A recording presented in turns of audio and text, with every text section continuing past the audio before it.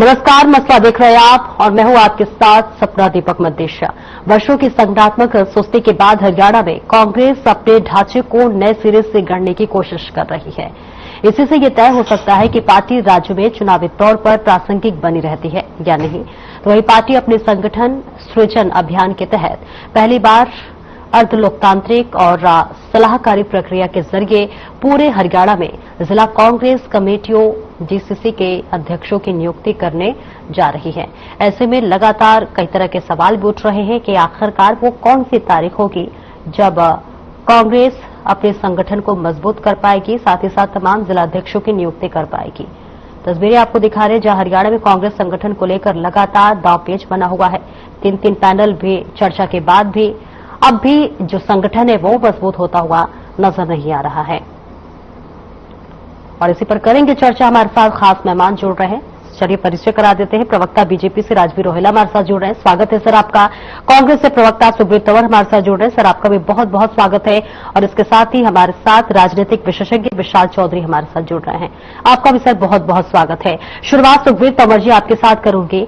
अगर मैं आपसे एक शब्द में पूछूं कि वो तारीख कौन सी होगी जब तमाम जिलाध्यक्षों की नियुक्ति हो जाएगी और संगठन आपका मजबूत हो जाएगा, तो आपका जवाब क्या होगा? सुब्रत जी। सपना जी, आपकी आवाज बहुत कम आ रही है और मैं आपका सवाल सुन नहीं पाया। जी, मैं सवाल भी दोहराती हूँ और आवाज भी तय करवाती हूँ। अब आप सुन पा रहे हैं मुझे?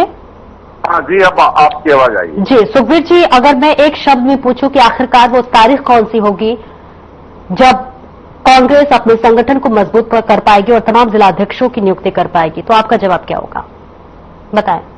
सपना जी, भारतीय राष्ट्रीय कांग्रेस ने राष्ट्रव्यापी संगठन सृजन अभियान के अंतर्गत धरातल पर व्यापक विचार विमर्श, जिसमें पार्टी के कार्यकर्ता, बुद्धिजीवी, व्यापारी, अधिवक्ता, चिकित्सक, पूर्व सैनिक, सभी से बहुत लंबी एक परिचर्चा के बाद जो हमारे सभी 22 जिलों में केंद्रीय पर्यवेक्षक नियुक्त हुए थे, वो अपनी रिपोर्ट 6 नामों के साथ, जैसा कि केंद्रीय नेतृत्व का निर्देश था, सौंप चुके हैं। और उन सूची पे जिस प्रकार से व्यापक विचार विमर्श चल रहा है और चला, प्रदेश के सभी वरिष्ठ नेतागण के साथ भी हमारी संगठन के वरिष्ठ नेतागण ने तो मीटिंग करी है, सभी की जो रायशुमारी करी है, उसके आधार पे मैं कह सकता हूं भारतीय राष्ट्रीय कांग्रेस का शीर्ष नेतृत्व कभी भी जो जिला अध्यक्षों की सूची है हरियाणा प्रदेश की, वो कभी भी सूची जारी हो सकती है।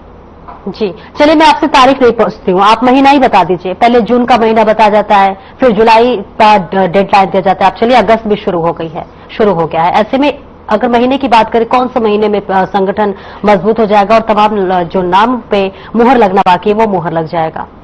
देखिए, संगठन सृजन अभियान का जो विषय था उसमें हरियाणा प्रदेश के लिए 30 जून की डेडलाइन तय की गई थी पर्यवेक्षकों के लिए।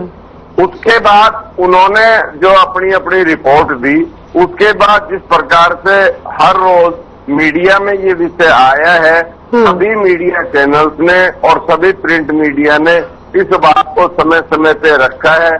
जिस प्रकार से वो पर्यवेक्षकों की रिपोर्ट आने के बाद जो केंद्रीय स्तर पे इस सारे विषय की समीक्षा की गई है और की जा रही है, और जिस तरह से आज देश का माहौल है, और चूंकि समस्त राष्ट्र में भारतीय राष्ट्रीय कांग्रेस प्रमुख विपक्षी दल है, और जिस प्रकार की व्यस्तता आप देख रहे हैं, कल भी जैसे राहुल गांधी जी कर्नाटक में थे, शाम को दिल्ली में थे, आज फिर कर्नाटक में है, तो ये व्यस्तता एक वजह है। और हमें पूर्ण आशा है कि इस महीने में भारतीय राष्ट्रीय कांग्रेस के जिला अध्यक्षों की सूची निश्चित तौर पर जारी होगी। ठीक है, राजवीर रोहेला जी आपके पास आऊंगी, लेकिन उससे पहले सुखबीर तंवर जी आपसे एक छोटा सा रिक्वेस्ट है। देखिए, सिर्फ 25 मिनट का ये डिबेट है और ऐसे में कई बार हम देखते हैं कि आप फ्रेम से आउट हो जाते हैं। प्लीज आप बने रहिएगा। सुखबीर जी आपके पास आना चाहूंगी। बीजेपी के लिए क्या ये जो संगठनात्मक बदलाव है कांग्रेस की, क्या चुनौती लग रही है? क्योंकि देखिए अगर चुनाव में विधानसभा चुनाव जो हुआ हम उसकी अगर हम बात कर ले तो वोट प्रतिशत में ज्यादा अंतर नहीं था। किस तरह से बीजेपी देख रही है इसे? क्या बीजेपी इसे चुनौती मानती है? राजवीर जी। सपना जी नमस्ते, प्रवक्ता साथियों को और आपके दर्शकों को मेरी राम राम। ये हमारे लिए कोई चुनौती नहीं, हर पार्टी अपना संगठन का निर्माण करती है, चाहे वो रीजनल पार्टी है चाहे वो नेशनल पार्टी है। हर पार्टी का अपना एक काम करने का तरीका होता है, लेकिन जो कांग्रेस पार्टी है तो उसका तो तरीका पूरे हरियाणा को पूरे भारत को पता लग गया कि 11 वर्षों से इनका संगठन ही नहीं बना। क्योंकि जब 2005 में संसद जीते चौधरी भगवान जी के नेतृत्व में कांग्रेस को आई थी तो उसने भूपेंद्र सिंह हुड्डा जी को मुख्यमंत्री बना दिया दिल्ली से बुलाकर। वो उस टाइम सांसद थे, वो विधायक नहीं चुना, उन्होंने विधायक का चुनाव लड़ा था। तो उसके बाद उन्होंने जो एक चक्कर चलाया नेताओं को टिकाने लगाने का, क्योंकि उन्हें लगा कि भैया तो आप सदा के लिए इस कुर्सी पर आ गए हो। तो उसके बाद वो चुनौतियां न रही तो अलग अलग नेताओं को उन्होंने ठिकाने लगाया, चाहे उनको घर बैठाने का काम किया, चाहे उन्हें पार्टी छोड़ने में मजबूर किया, चाहे उन्हें बागी बनाया। और फिर ये नेतृत्व विधानसभा चुनाव तक भी ये चीजें चलती रही, क्योंकि किरण चौधरी जी भी आई, राजेंद्र सिंह जी चौधरी धर्म के बड़े बड़े नेता को देने लगा कि भाई कांग्रेस में आपका 80% संख्या था, तो उन्होंने पार्टी छोड़ दी। उन्होंने भारतीय जनता पार्टी को चुनाव ज्वाइन किया और वो आज अपने अपने क्षेत्र में अपने अपने दायित्व के साथ जनता की सेवा कर रही है। तो ये जो है कि ठिकाने लगाने की प्रक्रिया थी, उसके कारण इनका जो प्रदेश अध्यक्ष है वो अशोक चौधरी जी, उनको दिल्ली में प्रस्तावित किया गया। उनको आईसीसी के जो ऑफिस के सामने गर्मी पर मुक्के मारे गए, जी का कार्यक्रम पूरा नहीं हुआ और उदय गांधी जी लगातार 3-4 हारों के बाद अभी भी डटे हुए मैदान में, क्योंकि उनके गुजरात के जो प्रेसिडेंट है उन्होंने इस्तीफा दे दिया, पंजाब के जो कार्यवाहक प्रेसिडेंट है उन्होंने इस्तीफा दे दिया। तो कहीं ना कहीं जो है कि आज कांग्रेस मुख करके रह गई है और राहुल गांधी अपना प्रयास कर रहे हैं, उन्होंने गुजरात में प्रयास किया और हरियाणा में भी। अब इससे बड़ा दुर्भाग्य क्या हुआ कि नियुक्ति करने के लिए उन्हें दिल्ली से चंडीगढ़ का दौरा करना पड़ा और उसके बाद उद्योगों को बीच में काम छोड़ के बुलाया। तो इसमें ये सारी चीजें पब्लिक डोमेन में है, तो मतलब मेरे कहने की बात नहीं है। तो ये सारी चीजें चलती रही। तो कहीं ना कहीं अभी जो विदेश बैठते थे हम लोग, मैं 30 जून को जुलाई तक अभी बुलाया गया था। इनके वेणुगोपाल जी उनसे बीके हरिप्रसाद जी से भी होने नेता मिले थे, लेकिन जो अड़चन है तो मेन जो अड़चन है वो गुटबाजी की है। क्योंकि कांग्रेस में कोई संगठन की लड़ाई में कब्जे की लड़ाई है। तो 21 नेता से 4-5 नेता आप बचे हुए हैं, तो उन्हें थोड़ा शेक चाहिए इस पार्टी में। जो तुम्हारे जिला 10-5 बनेंगे, तुम्हारे 10 बनेंगे और ये चीजें आप न अपने उसके लिए क्या रहे। जैसे परिवार ने यही बोला है, इंदिरा गांधी ने यही बोला है, लेकिन और जितना उधर से द्रोगा से पूरे विधायक के बेटे उन्होंने भी यही बोला है। तो ये सारी चीजें मैं नहीं बोल रही, ये इनके कुर्सी है। चौधरी वीरेंद्र सिंह के बेटे भूपेंद्र सिंह जी उन्होंने भी बोला उसने 11 साल से हमारे संगठन नहीं था, तो वो नेताओं ने सब कुछ। तो कहीं ना कहीं गुटबाजी के कारण इनका फैसला नहीं हो पा रहा। लेकिन भारतीय जनता पार्टी को कोई फर्क नहीं पड़ने होगा, क्योंकि हमने बूथ एजेंट से लेकर पन्ना प्रमुख को हमने बना दी है अपनी। ठीक है, इसका जवाब दीजिएगा सुखबीर जी, लेकिन उससे पहले विशाल चौधरी जी आपके पास आना चाहूंगी। अगर कांग्रेस की मौजूदा हालात को देखें, जैसे कि सुखबीर तौर जी ने कहा कि जरूर और बहुत जल्दी चिंतन मंथन चल रहा है और जल्दी ही संगठन को मजबूत करने पर काम किया जाएगा। राजवीर रोहिला ने कहा कि गुटबाजी की वजह से देरी हो रही है। आपको क्या लगता है इसके पीछे क्या वजह है जिस वजह से कांग्रेस को इतना देरी लग रही है? गुटबाजी है, नीति की कमी है, नेतृत्व की कमी है, क्या वजह है? विशाल जी।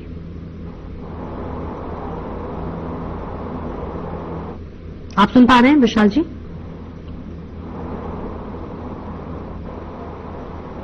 ठीक है, इसका जवाब दे दीजिए सुखबीर जी, जवाब दे दीजिए राजवीर रोहिला के। वापस आते हैं विशाल जी, बोलिए। देखिए सपना जी, जो अभी राजवीर भाई ने बात करी, मैं ये कहना चाहता हूं कि आज जो पार्टी के संस्थापक सदस्य आडवाणी जी ने जिस प्रकार से पाकिस्तान में जाके और जिन्ना की मजार पे पुष्पांजलि अर्पित करी और उसके बाद उस समय इन्होंने क्या किया था, ये भी सोचने की आवश्यकता है। इसके अलावा जो इस पार्टी के आधारभूत स्तंभ थे उनमें मुरली मनोहर जोशी, यशवंत सिंह, यशवंत सिन्हा तरीके लोगों के साथ इन लोगों ने क्या किया है मुझे कहने की जरूरत नहीं है। इसके अलावा हरियाणा प्रदेश का जो भारतीय जनता पार्टी का अध्यक्ष का विषय है, इसको भारतीय जनता पार्टी के राष्ट्रीय अध्यक्ष के चुनाव से अलग रखा गया है। तो ये हमें तो नहीं पता कि ये इनकी गुटबाजी का परिणाम है या किस बात का परिणाम है। इसके अलावा सपना जी, आपको पता होगा किस प्रकार से कितने लंबे समय से भारतीय जनता पार्टी के राष्ट्रीय अध्यक्ष का चुनाव लंबित है, लोकसभा चुनाव से पहले से लंबित है, लेकिन इनकी हिम्मत नहीं हो रही है कि भाई ये राष्ट्रीय अध्यक्ष का चुनाव करा ले। निश्चित तौर से भारतीय राष्ट्रीय कांग्रेस में आंतरिक लोकतंत्र जिंदा है और उसी के अंतर्गत हमने भारतीय राष्ट्रीय कांग्रेस के राष्ट्रीय अध्यक्ष का चुनाव करवाया। इनमें हिम्मत नहीं है। मेरा कहना ये है कि ये लंबी चौड़ी सेखी बगाड़ने के बजाय इनको आज हरियाणा प्रदेश के जिस प्रकार के हालात है उन पे ज्यादा चिंतन मनन करने की जरूरत है। और ये तो भाई अगर हम 2014 का विषय देखें, कहीं का रोड़ा भाजपा ने कुणबा जोड़ा, वही वाला विषय है। और जिस प्रकार से आज हालात है, मैं ये कहता हूं जिस प्रकार से आए थे समस्त राष्ट्र में, ये जितने भी इन्होंने प्रवासी नेता कार्यकर्ता जोड़ लिए हैं वो छटपटा रहे हैं कि जैसे ही इनका जो ये सारी संवैधानिक संस्थाओं पे कब्जा चल रहा है, जैसे ही इस कब्जे के बारे में भारतीय राष्ट्रीय कांग्रेस का जिस प्रकार का आज जो भारत राष्ट्र की जनता का समर्थन मिल रहा है, उसके बाद आप देखना बहुत जल्दी किस प्रकार के हालात जो अभी पन्ना प्रमुख और बूथ एजेंट की बात कर रहे थे, किस प्रकार से ये डूबते हुए जाते जैसे पक्षी उड़ जाते हैं वैसे सारे लोग उड़ेंगे। मैं दावे के साथ आज कहता हूँ। ठीक है, राजवीर जी इसका जवाब दे दीजिएगा। उससे पहले विशाल चौधरी जी आपके पास आऊंगी। बीजेपी कह रही है गुटबाजी है, कांग्रेस कह रही है चिंतन मंथन चल रहा है। अगर कांग्रेस के मौजूदा स्थिति को देखा जाए तो आपको क्या लगता है किस वजह से और क्या कारण है जिस वजह से कांग्रेस का संगठन मजबूत नहीं हो पा रहा है? नेतृत्व की कमी है, नीति की कमी है या फिर गुटबाजी है? विशाल जी। देखिए सपना जी, मैं कहना चाहूंगा कि जहां तक कांग्रेस का मजबूत का सवाल है, कांग्रेस की हरियाणा में खासकर राहुल गांधी जी ने 4 दिनों की जो यात्रा की और जो कांग्रेस ने अपना एक फॉर्मूला तय किया है, खास 3 बिंदुओं पर कांग्रेस ने जो सिस्टम हरियाणा के अंदर लागू करने की बात की है, खास स्टेबिलिटी और डेडिकेशन। इसमें खास बात यह कि खासकर का जो संगठन के अंदर मजबूत अध्यक्ष या जिलाध्यक्ष होगा, ये उनका सिस्टम जो है जहां तक मैं मानता हूँ एक सकारात्मक कदम है, अच्छा कदम है। और जहां तक संगठन की बात में करूं तो कांग्रेस का संगठन इस वर्तमान समय में काफी मजबूत स्थिति में है। चाहे आपके खड़गे साहब हो, राहुल गांधी हो, केसी वेणुगोपाल हो, इन सब बड़े नेताओं को इकट्ठा किया गया हरियाणा में। और रणदीप सुरजेवाला, भूपेंद्र सिंह हुड्डा जी हो, और इन्होंने ये मंथन करने के बाद मुझे लगता है तय किया कि संगठन में ऐसे लोगों को रखा जाए जिनकी संगठन में मजबूत पकड़ हो, जिनकी गुटबाजी ना हो और जो लोग पूरी तरीके से पब्लिक से घिरे हुए हों। रही भारतीय जनता पार्टी की बात, तो भारतीय जनता पार्टी का जो संगठन है मुझे लगता है मौजूदा स्थिति में कहीं ना कहीं कमी के दायरे में खड़ा हुआ है। इसका कारण एक ये भी है कि आरएसएस से बढ़िया तालमेल मुझे होती हुई नजर नहीं आ रही। जो अभी सुखबीर जी तंवर जी ने कहा कि राष्ट्रीय अध्यक्ष का चुनाव अभी तक नहीं हो पा रहा, तो कहीं ना कहीं असमंजस की स्थिति अभी बनी हुई है भारतीय जनता पार्टी में। और जिस तरह से देखा जा रहा है उत्तर प्रदेश के अंदर 2 मिनिस्टर सरकार की रचना में लगे हुए हैं, धरने पर बैठे हुए हैं। अभी ऐसा देखने को नहीं मिला कांग्रेस के शासनकाल में कि उसके मिनिस्टर सड़कों पर आ गए हों, जिसकी हुकूमत हो, जिसकी सरकार हो, उसके मिनिस्टरों को भी धरना प्रदर्शन करना पड़े। कहीं ना कहीं संगठन में कमजोरी नजर आती है। कांग्रेस अगर इसी पैटर्न से काम करती है तो मैं ये यकीन के साथ विश्वास के साथ कह सकता हूँ कि जरूर बदल की उम्मीद लगती है। लगता है कि कांग्रेस अपने आप की जो पुरानी कमियां थी, जो पुरानी कुछ लोग खाते पीते तो बहुत बढ़िया हैं, पर फिर भी उनकी सेहत नहीं बनती। पिचके हुए गाल हैं, हड्डियां निकली हुई हैं, पैंटें ढीली हैं, कपड़े जचते नहीं, कोई पर्सनैलिटी नहीं। ऐसे लगता है इधर से खाए जा रहे हैं, उधर से निकले जा रहा है। क्योंकि उनका पाचन तंत्र खराब है। और जब तक के पाचन तंत्र दुरुस्त नहीं होगा, वो जितना मर्जी अच्छे से अच्छा खा ले, उनकी सेहत नहीं बन सकती। इसलिए हमारी संस्था सन्यासी आयुर्वेदा ने एक ऐसी दवा का निर्माण किया है जो कि आपके लिवर को, आपके पाचन तंत्र को दुरुस्त करने का काम करती है, ताकि आप जो भी खाएं उसका पूरे का पूरा निचोड़ आपके शरीर को लगे, आपकी भूख बढ़े, खाया पिया सही से लगे, नया खून बने, हड्डियों में जान आए, वजन बढ़े और आप मोटे तगड़े खूबसूरत पर्सनैलिटी के मालिक बन जाएं। सिर्फ 699 रुपए की पूरे 1 महीने की दवा होती है और आप इसे घर बैठे 01145454545 पर फोन करके दवा मंगवा सकते हैं। विकल्पों के नाम पर आपके पास गुटबाजी है, विचार के नाम पर आपके पास सारी इनमें बड़ी हुई है, ठीक है ना, सारी इनमें आपकी कांग्रेस में आई हुई है। तो कांग्रेस बची कहां से? मूल कांग्रेस की। आज मूल कांग्रेस में कुछ नहीं बचा, देते का आपको यहाँ कुछ बोलो, ठीक है ना, जो ब्रेक होता था वो आपके पास आ गई, ठीक है ना, जो लोकसभा चुनाव में आपके पास हुआ, जो विधानसभा चुनाव में जो जनता ने आपको व्यवहार किया, वो तो सामने आपके जो डॉक्टर केजरीवाल के जो इलेक्शन में जो आपत्ति से टिप्पणियां की गई, वो हरियाणा में देखा जी के ऊपर, ये सारी चीजें पब्लिक ने देखी और पब्लिक ने सोच समझकर आप लोगों को तीसरी बात सरकार से बाहर रखने का काम किया है। तो ये बात आपको माननी पड़ेगी।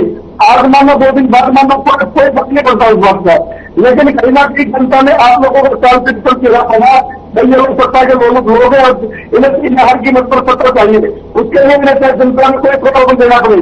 कोई 50 करोड़ से नौकरी बांट रहा था, कोई बड़ा घर बनने की बात कर रहा था, जो कुलदीप शर्मा का लड़का मेरे को पर्ची दे देना, तो पर्ची खर्ची का थोड़ा बहुत जा चुका है। मनोहर जी ऐसी व्यवस्था बनाते कि सरकार किसी की नहीं आई, उस व्यवस्था को किसी को छेड़ने की हिम्मत नहीं होगी, क्योंकि आज का युवा जागरूक है। तो कहीं ना कहीं जो आप लोगों को के पास ना कोई मुद्दा होता है, ठीक है ना, आप सेंटर की बात लेके आपसे हरियाणा में बैठे तो हरियाणा की बात होती है, प्रदेश में देखा लगातार आगे पास भी जीता हुआ है, एनओसी के 10 महीने का बन नहीं रहा। तो ये चीजें सारी जनता ने देखी है, तो जनता आप लोगों से पूछते ले रहा, तो मुझे नहीं लगता जनता आपको 10-20 साल और भी आने दे दिया। ठीक है। विशाल चौधरी जी, एक सबसे बड़ा सवाल ये भी मैं जानना चाहूंगी कि अगर कांग्रेस की मौजूदा स्थिति को देखा जाए तो क्या लगता है कि अगर कांग्रेस अपने जिला अध्यक्षों का नाम भी नियुक्त कर लेती है, संगठन मजबूत भी हो जाता है, तो क्या वो बीजेपी की बराबरी कर पाएगी? क्योंकि मैं इसलिए कह रही हूं, लगातार जनाधार बीजेपी को मिल रहा है और इसके साथ ही जो रिवाज हमेशा से बना रहा है 10-10 साल का, वो बीजेपी रिवाज तोड़ते हुए इस बार आपने सरकार बनाई। क्या लगता है आपको? का काम है कि किसकी बराबरी, किसकी सरकार और किसकी कौन सत्ता में आता है, लेकिन ये राजनीतिक स्तर से ये देखा जाए कि संगठन के ऊपर जो चर्चा है, तो मुझे ये महसूस होता है एक राजनीतिक विशेषता की वजह से लगता है कि जहाँ जो पार्टी ने अपनी कमियां पिछले चुनावों में देखी है, जो हार का सामना करना कांग्रेस ने देखा है, और कांग्रेस को ये महसूस हुआ है कि हमारे संगठन में या हमारे पदाधिकारियों में या हमारे कार्यकर्ताओं में इसकी तालमेल नहीं रही, और जिसका खमियाजा ये हुआ कि वो सत्ता से बाहर थे। और राहुल गांधी ने इससे पूरा मंथन किया और राहुल गांधी ने ये देखा कि कौन आदमी जनता का सीधा संवाद कर सकता है। उन्होंने विधायकों को इससे बाहर रखा, उन्होंने टिकट वाले दावेदारों को बाहर रखा, और उन्होंने कांग्रेस के कास्ट सिस्टम को, जो हरियाणा के अंदर खासकर 22% जाट वोट है और 22% SC है, और निर्वाचित 9% के लगभग जो है वो पंजाबी जाट आता है, और 4% मुस्लिम में वो भी आता है, और ब्राह्मण तकरीबन 8% के लगभग हरियाणा में आता है। तो उन्होंने सबका समावेश करने की कोशिश की है और जातिगत आंकड़े लेने के बावजूद संगठन को मजबूत करने की पहल की है। तो अगर उन्होंने इस फॉर्मूले पे काम करने की कोशिश की है, तो ये जनता जनाधार है, कब पता नहीं कब रूप बदल जाए और कब सत्ता कितनी चली जाए और कौन सरकार में आ जाए, ये तो समय और जनता तय करेगी। लेकिन बदलाव के संकेत मिलते हैं कि कहीं न कहीं उन्होंने अपनी रणनीति को बदलने की कोशिश की है। और भारतीय जनता पार्टी की तरफ मैं बात करूं तो भारतीय जनता पार्टी देश की बहुत बड़ी पार्टी है, बड़ा संगठन है, जो सरकार में मौजूद है, और संपूर्ण भारत के अंदर बड़े स्टेटों में उसकी सरकार है, और अच्छी सरकार केंद्र में भी चला रहे हैं, चलाते आए हैं। लेकिन संगठन की जहां तक बात की जाए तो आरएसएस और भारतीय जनता पार्टी की समय समय पर मतभेद नजर आते आए हैं। समय समय पर दोनों के मतभेद इस टाइम दिख रहे हैं, चाहे वो माननीय प्रधानमंत्री मोदी जी को लेकर हो, चाहे राष्ट्रीय अध्यक्ष को बनाने को लेकर हो, चाहे वो उपराष्ट्रपति को इस्तीफे को लेकर हो। तो ये सब चर्चाएं जो है वो रोजाना क्रम पे हैं। तो इसमें कहीं ना कहीं भारतीय जनता पार्टी का थोड़ा सा कहीं ना कहीं लग रहा है कि कुछ तकलीफ होता है ऐसा, तो भारतीय जनता पार्टी के संगठन में कुछ न कुछ तालमेल ऐसी बिगड़कर चल रही है। कांग्रेस अगर अपने कदम पे काम बढ़िया तरीके से करती है तो ये जनता का फैसला होता है। हो सकता है जनता को उनकी नीति, उनकी रणनीति, उनके फैसले या उनका जनता के बीच संवाद पसंद आए और परिवर्तन हो जाए। ठीक है सुखबीर तंवर जी, मेरी कोशिश। ठीक है सुखबीर तंवर जी, आपके पास आना चाहूंगी। देखिए आने वाले समय में कई सारे चुनाव होने वाले हैं, ऐसे में क्या आपको नहीं लगता है कि जिस तरह से कांग्रेस ढिलमुल रवैया जो है अपना रही है, एक नेगेटिव मैसेज जा रहा है जनता में? देखिए सपना जी, जो कुछ हम कर रहे हैं पारदर्शी तरीके से कर रहे हैं और कोई नकारात्मक संदेश जनता में नहीं जा रहा है। नकारात्मक संदेश तो ये है, मनोहर लाल खट्टर साहब को क्यों हटाया जब वो इतना ही बढ़िया काम कर रहे थे, जैसे हमारे प्रिय राजवीर जी ने कहा। ये सब अवधारणा बनाने का प्रयास है। इसके अलावा जो अभी मैंने कहा था कि भानुमती का कुंभा, देखिए 2019 में भारतीय जनता पार्टी का नारा क्या था, अब की बार 75 पार, मिला क्या 40। और अभी 2024 में केंद्रीय स्तर पर, राष्ट्र के स्तर पर क्या नारा था, अब की बार 400 पार, क्योंकि संविधान बदलना है। इस राष्ट्र के लोगों ने रोक दिया और मिला क्या 240। तो कहने का भाव मेरा ये है, ये सिर्फ और सिर्फ झूठी अवधारणा, छद्म राष्ट्रवाद और छद्म विषयों पे राजनीति कर रहे हैं।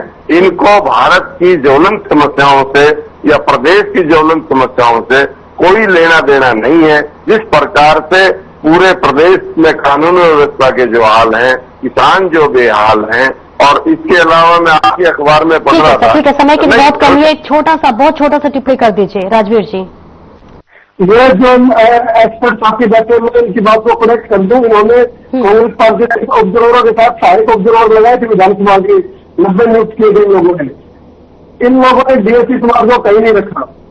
आप क्या करोगे ना लिस्ट, उसमें बहुत सी जो समाज सोशल जस्टिस की जो बात करते हैं ना कांग्रेस वाले, कोई बार देख रहे ना उसमें कितना प्रतिनिधित्व किसको दिया गया था। तो ये मैं कोई आपकी बात की आलोचना नहीं कर रहा, आपको कनेक्ट कर रहा हूँ। नहीं, ये सोशल जस्टिस इनके लिए कहने के लिए, संविधान की किताब इनके कहने के लिए, लेकिन भारतीय जनता पार्टी ने लगातार अभी डीएससी समाज को हमने आरक्षण दिया, ओएससी को आरक्षण दिया, अलग अलग की हम लोगों ने अच्छे से जिसको लाभ की व्यक्ति को लाभ मिल जाए।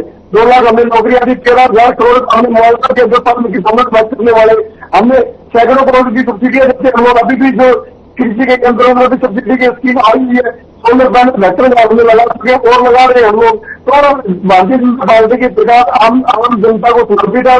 सैनी जी 24/7 जनता को समर्पित आकर लाखों लोगों से कमीशन कभी कुटी में मिल चुके, जो छोटी मोटी समस्याएं उनकी हल करते। तो उन्होंने सीएम हाउस को वीआईपी के बजाय आम व्यक्ति का वो बना दिया। कोई भी ठीक है, बहुत बहुत शुक्रिया आप तीनों का इस चर्चा में जुड़ने के लिए। तो देखिए लगातार जनता, हरियाणा की जनता नजर बनाई हुई है कि आखिरकार कांग्रेस का संगठन कब मजबूत होगा, और हमें भी इंतजार है कि आखिरकार उस नाम का ऐलान कब होगा। फिलहाल इस चर्चा में इतना ही, मुझे दीजिए इजाजत, नमस्कार।